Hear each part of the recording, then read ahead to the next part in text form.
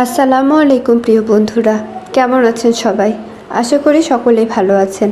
আল্লাহর রহমতে আমরাও অনেক ভালো আছি। আজকে হাজির হয়েছি নতুন একটি শিক্ষণীয় ছোট গল্প নিয়ে।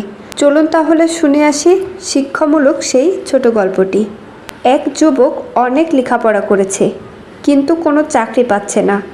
চাকরির অভাবে দীর্ঘদিন বেকার থেকেছে। কিন্তু যুবকটির ইচ্ছে ছিল সে অনেক সম্পদশালী হবে, অনেক অর্থবান হবে। কিন্তু কিভাবে হবে? তার কোনো চাকরিই তো নেই। কিভাবে রোজগার করবে, কোথা থেকে টাকা ইনকাম করবে, যুবকটি কিছুই বুঝতে পারছিল না। যুবকটি 5 ওয়াক্ত নামাজ পড়ত এবং আল্লাহকে মনে মনে বিশ্বাস করত। আল্লাহর কাছে দোয়া করতেন যাতে আল্লাহ তাকে প্রচুর টাকা উপহার হিসেবে দেন। তিনি ছিলেন অধৈর্য, মাঝে মধ্যে ধৈর্য হারিয়ে ফেলতেন। নিশ্চয়ই তিনি কখনো আয় রোজগার করতে পারবে না এরকমও মনে করতেন। তার স্বপ্নগুলো কখনো পূরণ হবে না। মাঝে মাঝে সে মনে মনে আল্লাহর ওপর রাগও করতেন, কিন্তু তিনি আল্লাহর ইবাদত করে যেতেন।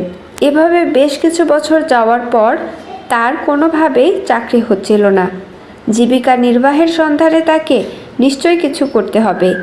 একদিন সে মনে মনে ভাবল সে একটি দোকানে কাজ করবে, হোক সেটা যে কোনো দোকান। কিন্তু তার মনে অনেকটাই লজ্জাবোধ হচ্ছিল, কেননা সে এতগুলো লেখাপড়া করার পর অন্যের দোকানে কাজ করবে, বিষয়টা কেমন দেখাবে। জীবিকা নির্বাহের সন্ধানে অবশ্যই তাকে পরিশ্রম করতে হবে। তাই সে একদিন এক কাপড়ের দোকানে কাজের সন্ধান করছিল। এরপর সে কাজ পেয়েও গেল। কাপড়ের দোকানের লোকটি ছিল বৃদ্ধ। সেই লোকটিকে সে চাচা বলে ডাকত। এভাবে বেশ কয়েক বছর কেটে গেল। যুবকটি তার দোকানে কাজ করে জীবিকা নির্বাহ করত। সে ছিল সৎ, পরিশ্রমী, নামাজি। কয়েক বছর পর বৃদ্ধ ব্যক্তিটি অসুস্থ হয়ে গেল। বৃদ্ধ ব্যক্তিটি যুবককে ডেকে বললেন, আমার কোনো ছেলে সন্তান নেই। আমার স্ত্রী মারা গেছে।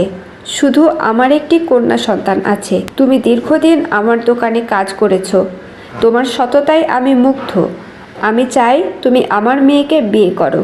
যুবকটি কখনো ভাবতেও পারেনি সে এইরকম একটা পরিবারে বিয়ে করতে পারবে।